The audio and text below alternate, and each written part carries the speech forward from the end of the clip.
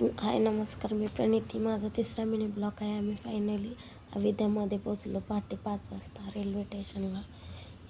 तिथं रूमवरती गेलो, जेवण वगैरे झालं.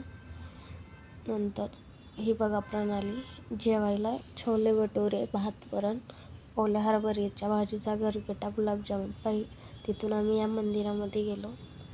नंतर मग आम्ही इकडं आलो. हे बघा कसला मोठा विना आहे. तिकडं सगळे इलेक्ट्रॉनिक रिक्षे होते. समुद्राकाठी गेले, इथे पूजा वगैरे झाली.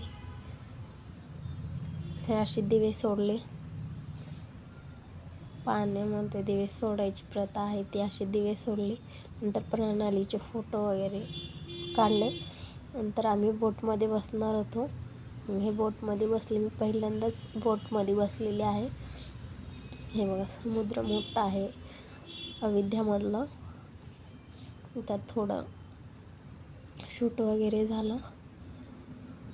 असं खूप पाणी होतं तिथं. हे जेवढे फिरतात ना तेवढे सगळे पुण्याचेच लोक आहेत, कारण पुण्याहून ट्रिप गेलेली होती ना. मग सगळे बोटमध्ये बसत होते. मग आम्ही पण हे बघा तिथून समुद्र किनाऱ्यानं आम्ही निघालो. तर हे बघा सगळ्या रस्त्याने असे रस्त्याच्या कडेने असे चित्र रेखाटलेले होते. असं सगळं तिथं एक वेगळाच रस्त्याचा लुक होता. असं किती बघावून किती नाही असं सगळं वाटायचं. जेवढं माझ्या मोबाईलमध्ये येईल तेवढं मी सगळं शूट केलेलं आहे.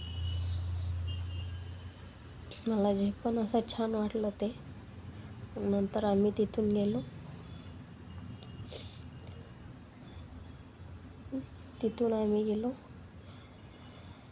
रामाची बाण बघायला.